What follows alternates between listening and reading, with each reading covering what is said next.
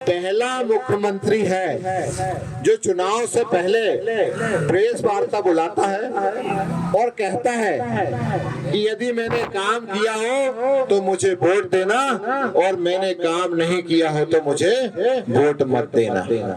क्या शिवराज सिंह जी में हिम्मत है या भारतीय जनता पार्टी के किसी मुख्यमंत्री में हिम्मत है या कांग्रेस के किसी मुख्यमंत्री में हिम्मत है कि चुनाव से पहले आए और ये कहे कि मैंने काम किया हो तो मुझे वोट देना और काम नहीं किया हो तो वोट मत देना?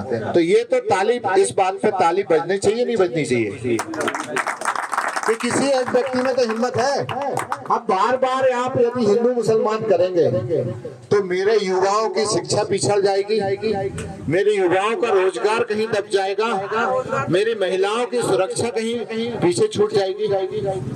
तो हमें पहले शिक्षा की बात करना चाहिए, युवाओं के रोजगार की बात करना चाहिए, हमारी स्वास्थ्य व्यवस्थाओं की बात करना चाहिए।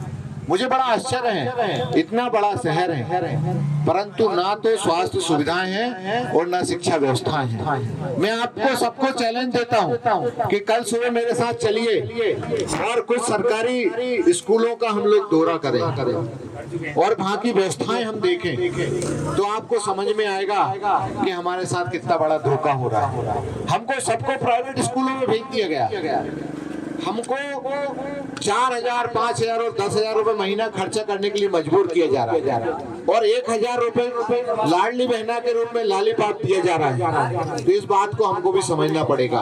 हमें पार्टी, जाति, समाज, धर्म से ऊपर उठ के सोचना पड़ेगा कि हिंदू मुसलमान का जातिवाद और धर्मवाद भारतीय जनता पार्टी कर रही है और लॉलीपॉप दे रही है। पहला मेरे साथ लॉलीपॉप से मैं शुरू करता हूँ। लॉलीपॉप किसको कहते हैं? देखिए, हमारी जो मूलभूत सुविधाएं हैं वो पूरी हो जाए तो आप हमें लाडली बहना योजना दो, लाडला लड़का योजना दो, हमें कोई आपत्ति नहीं। आप जैसे आपने कहा कि मैं 317 बूथ पे घूम के आ चुका हूँ परंतु मैं पूरे 318 बूथ पे घूम के आ चुका हूँ परंतु मेरी आंखों में आंसू आ गए जब मैं घूमा आदिवासी क्षेत्र में।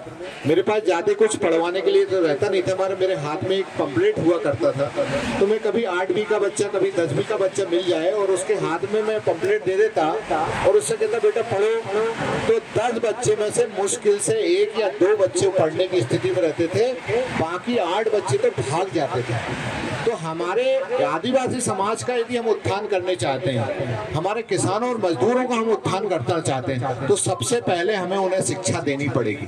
तो यदि शिक्षा का मूलभूत स्ट्रक्चर पूरा हो जाए, मूलभूत सुविधाएं दे पाए, 5वीं का स्कूल है तो हम उसमें 6 कमरे बनवा पाए एक स्टाफ रूम के लिए और 5 कक्षाओं के लिए और उसमें 6 शिक्षक लगा पाए, एक हेडमास्टर और 5 शिक्षक, और उनको अच्छी शिक्षा दे पाए। गांव में हम स्वास्थ्य केंद्र बनवा पाए और गांव के लोगों को स्वास्थ्य सुविधाएं दे पाए और गांव के लोगों को रोजगार दे पाए और इन सब सुविधाओं को देने के बाद यदि पैसा बचे तो हम खूब लाडली बहना में पैसा दें, किसान सम्मान निधि में पैसा दें और हर युवाओं को पैसा दें। मुझे किसी तरह की कोई आपत्ति नहीं है, मैं बहनों का समर्थक हूँ, बहनों को मदद मिलना चाहिए परंतु उनको जो मूलभूत सुविधाएं मिलना चाहिए वो नहीं मिल रही हैं और आप पैसे को लुटा रहे हो।